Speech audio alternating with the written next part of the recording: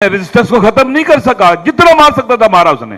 वो सियासी, अस्करी, कल्चरल तसल्लुत को कबूल करना हराम है, गुनाह है। अल्लामा राजा नासिर अब्बास ने कमाल कर दिया। नवाज शरीफ और शहबाज शरीफ के सामने उनकी आंखों में आंखें डाल के ऐसी तकरीर कर दी कि सदियों याद रहेगी। आप ये देखें, फिर इस पर बात करते हैं। जी आपका माइक आ रहा है। शुक्रिया। अस्सलामु अलैकुम व रहमतुल्लाहि व बरकातुहू। अऊज़ु बिल्लाहि मिनश शैतानिर रजीम। बिस्मिल्लाहिर रहमानिर रहीम। रब्बना अफ़रिग़ अलैना सब्रन व तब्बित अक़दामना वंसुरना अलल क़ौमिल काफ़िरीन। शुक्रिया आपका, सदर साहब का शुक्रिया कि इस तरह का एक इजलास बुलाया, ऑल पार्टीज़ कॉन्फ्रेंस बुलाई एक इंतहाई सुलगते हुए मौजू पर। यहाँ बहुत ज़्यादा बातें हुई हैं। मैं तरतीब के साथ चाहूँगा कि तकरार ना करूँ और अपनी बात कम वक्त में ख़त्म करूँ। इसमें कोई शक नहीं है कि इसराइल एक इल्लेजिटिमेट, इल्लीगल रियासत है।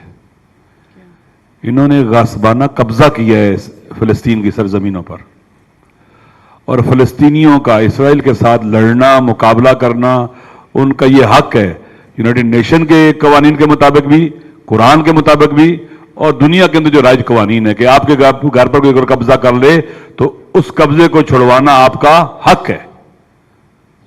ये कभी नहीं कह सकते कि आधा घर उसको दे दो, आधा तुम रख लो। एक काबिज को हम कह सकते कि आधा घर तुम रख लो, आधा घर हम रख लेते हैं? हरगिज। हमें फ़लस्तीनी मजलूम है, और कुरान ये कहता है वमा लकुम, हम मुसलमान हैं, पाकिस्तानी हैं, हाकिमियत आला अल्लाह की कायल हैं, कुरान और सुन्नत के मुताबिक कवानीन बनाने के पाबंद हैं, सुप्रीमेसी है इनको। कुरान कहता है वमा लकुम ला तुकातिलूना फी सबीलिल्लाह वल मुस्तज़फ़ीना मिनर रिजाल वन निसाए वल बिल्दान अल्लज़ीना यक़ूलूना रब्बना अख़रिजना मिन हादिल क़रियति ज़ालिमि अहलुहा वजअल लना मिन लदुनका वलिय्यम वजअल लना मिन लदुनका नसीरा। तुम्हें क्या हो गया? खुदा तौबीह कर रहा है, डांट रहा है खुदा। ला तुकातिलूना फी सबील, अल्लाह की राह में क्यों नहीं किताल करते? वल मुस्तज़फ़ीन, और उन लोगों के हक में जिन्हें कमजोर कर दिया गया है, जो मर्द हैं, औरतें और बच्चे हैं, जो पुकार रहे हैं खुदा हमें इस जालिम जगह से निकाल, अपनी तरफ से मददगार भेज और वली भेज अपनी तरफ से। लिहाजा खुदा तो बीख कर रहे चुप रहने वालों को।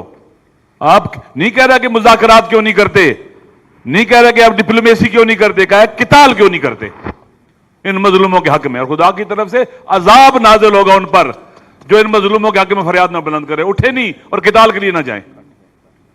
ये कुरान है।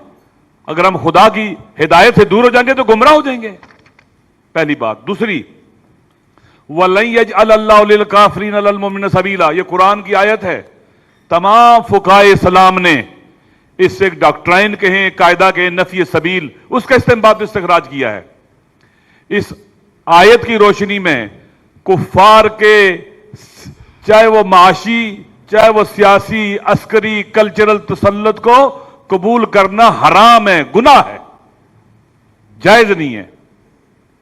लिहाजा हमें अगर यहां एक मुसलमान के तौर पर, एक पाकिस्तानी के तौर पर बैठे हैं और पाकिस्तान के आइन और दस्तूर को भी मानते हैं, तो हमें यह कहना कि हम दो रियासती नजरिए को मान लें, क्यों फलस्तीनियों के सारे घर पर कब्जा कर लें, फिर हम कहेंगे जनाब वाला आधा उसको दे दो, आधा उसको दे दो? हरगिज।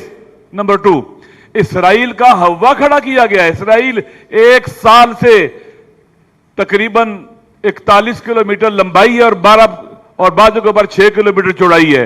यह है गजा। गजा में रेजिस्टेंस को खत्म नहीं कर सका, जितना मार सकता था मारा उसने। उनकी इस्तिकामत, उनकी मुकावमत खुद खुदा कहता है।